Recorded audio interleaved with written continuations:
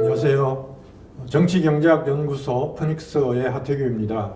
오늘부터 3번에 걸쳐 기본소득에 대해, 특히 기본소득을 자본주의를 넘어선 새로운 사회로 가는 디딤돌이라는 관점에서 논리적 근거, 재원 조달 방안, 실현 방안에 대해 각각 알아보겠습니다.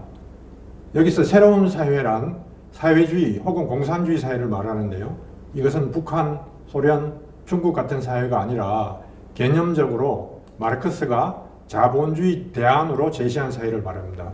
북한 등은 마르크스적 사회주의가 아니라 오히려 그에 반하는 사회입니다. 기본소득의 논거는 원천, 정당성, 타당성, 지속가능성의 측면에서 논할 수 있습니다.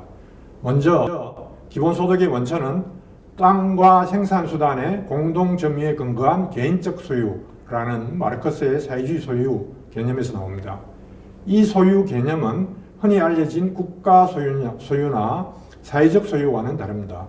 마르크스의 대한사회는 시민사회와 괴리된 억압기구로서의 국가를 폐지하고 사회로 흡수하게 됩니다.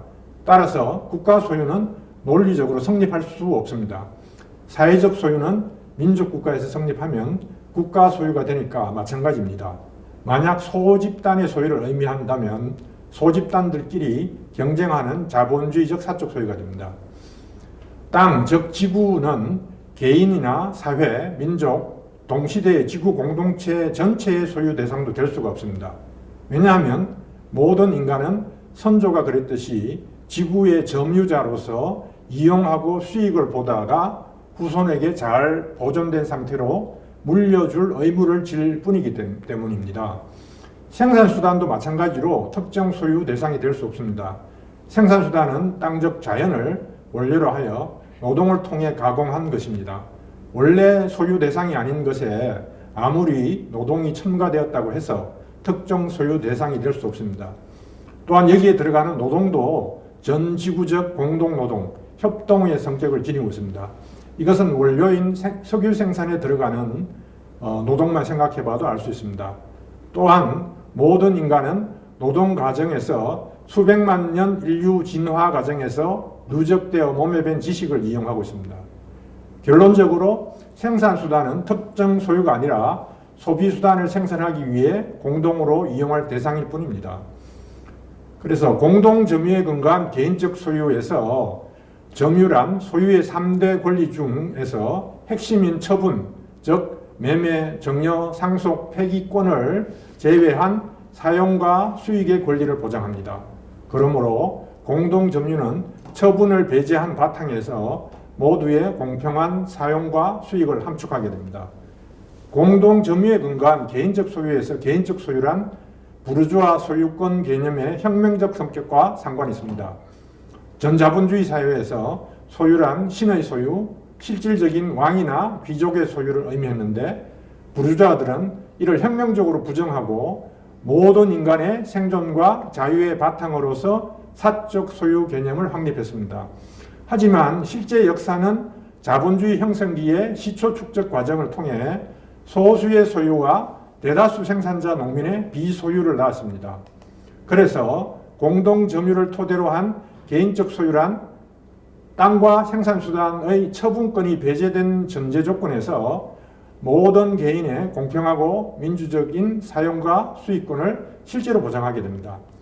이런 공동점유에 근거한 개인적 소유 개념에서 인간이 생산한 모든 소비수단에 대한 모든 인간의 노동하든 노동하지 않든 타고난 분배의 권리가 발생합니다. 그래서 일하지 않는 자 먹지도 마라가 아니라 태어난 자 먹을 권리가 있다가 새로운 사회의 모토가 되고 이것이 기본소득의 원천을 정확하게 표현하고 있습니다. 이 기본소득의 정당성은 자본주의가 상대적, 절대적 빈곤을 체계적으로 생산한다는 데서 나옵니다. 피케티가 21세기 자본에서 증명했듯이 자본주의는 빈부격차를 시종일관 확대합니다. 이것은 일반적으로 경제성장률보다 자본 수익률이 크다는 데서 초래되고 따라서 자본 소유자와 비소유자 사이에 상대적 빈곤을 낳기 때문입니다. 다른 한편 자본주의 출발점으로 토지를 박탈하는 시초 축적은 생산자 농민에게 이중의 자유, 즉 생산수단과 생존수단으로부터 자유와 노동할 자유, 즉 일하지 않으면 굶어 죽을 자유, 노동의 의무를 낳습니다. 그래서 노동을 하면 자본은 잉여가치를 착취하고 자본 축적을 확대하여 노동 대비 자본 비율의 확대로 수익률이 하락하고 위기와 침체를 낳습니다. 따라서 해고와 산업예비군 혹은 상대적 과잉인구를 낳습니다. 이런 바탕에서 다시 자본 축적을 확대하는 사이클을 반복하면서 결국 절대적 빈곤 인구를 확대하게 됩니다. 이렇게 자본주의는 그 발전에 내재하는 상대적 절대적 빈곤의 확대 경향에 따라 붕괴가 불가피합니다. 그래서 빈민구제, 공작법 등의 자본주의 붕괴를 막는 재분배 시스템도 발전시켜 왔습니다. 이런 재분배 시스템의 하나인 20세기 복지국가 체계는 그 한계는 선별직업, 비생산적 국가 기능의 확대, 수급자 낙인 효과 발생, 수급자 간 불평등입니다. 예를 들어 선별직업 문제를 보면 다음과 같습니다. 실업급여는 일정 기간 후에 종료되는데 구조적 실업으로 취업이 불가능한 사람은 생존이 어려워집니다. 산재보상은 까다롭습니다. 국민연금은 주부나 자영업자, 사회활동가 등 사업자에 고용되지 않은 사람은 가입이 어렵고 이미 가입도 소득이 있어야 합니다. 이런 선별직업에서 탈락한 사람은 극빈자로 전락할 수 있습니다. 결국 복지국가는 일하지 않는 자 먹지도 마라는 원칙 내에 무상직업을 통해 노동 의무를 부과하고 노동력 재생산을 원활하게 하여 생산과 소비의 선순환을 추구합니다. 하지만 끊임없이 재생산되는 상대적 절대적 빈곤을 막기에는 역부족입니다. 반면 기본소득은 6대 원칙, 즉 가구 아닌 개인 직업, 노동 아닌 노동이나 자산과 상관없는 무조건 직업, 주기적 직업, 현물 아닌 현금 직업, 모든 개인에게 보편적 직업, 최소 생계비 이상 혹은 충분한 직업에서 보듯이 복지국가와 완전히 다릅니다. 그래서 기본소득은 자본주의의 고질적 경향인 상대적, 절대적 빈곤을 해소할 최소한의 조건이며 모든 개인의 생존과 자유를 보장할 토대입니다. 이런 기본소득을 자본주의 내에서 공산주의 개념에 따라 수취하는 것이 정당한가라고 질문할 수 있습니다. 이에 대해 자본주의는 전자본주의 사회가 그랬듯이 내부 모순으로 붕괴가 불가피한 체제라는 점을 들 수 있습니다. 그래서 자본주의 내에서 새로운 사회로 이행을 위한 디딤돌 사회 형식이 자연스럽게 발생하게 됩니다. 예를 들어 협동조합은 생산 조직에서 자본가를 적극적으로 지향한 사회 형식이라면 주식회사는 소극적으로 지향한 사회 형식입니다. 분배 형식에서 복지국가의 한계를 넘어선 기본소득이 자연스럽게 발생할 수밖에 없습니다. 이런 점이 기본소득의 정당성을 말해줍니다. 그렇다면 이 맹아적 디딤돌 형식, 이행 형식으로서의 기본소득을 추구하는 것이 타당한가라는 질문이 가능하고 이에 대한 대답은 다음과 같습니다. 사회주의 혁명은 국가를 타도하고 사회관계, 사회 형식을 바꾸는 혁명적 이행기를 거치게 됩니다.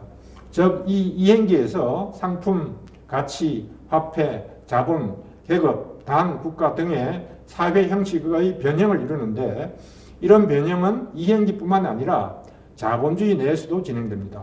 사실 혁명과 이행의 성공은 자본주의 내에서 이행 형식들을 생산, 분배, 소비, 정치, 문화 등의 전반에서 얼마나 널리 노동자와 인민이 주도하여 확산하면서 자신과 환경의 변형을 일치시키는 혁명적 실천의 역량을 얼마나 크게 갖추는가에 달려 있습니다. 따라서 기본소득 추구는 전략적으로 타당합니다.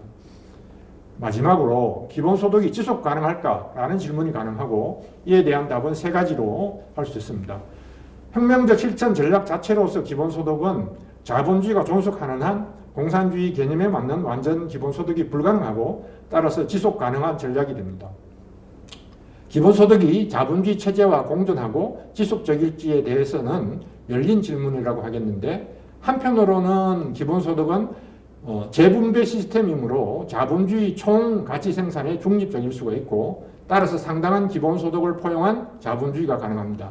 다른 한편은 기본 노동자와 인민이 완전 기본소득을 추구하며 쟁취할 노동의 자유와 혁명적 실천 역량의 강화에 힘입어 다른 분야의 이행 전략의 추구에 성공한다면 사회주의 혁명이 가능합니다.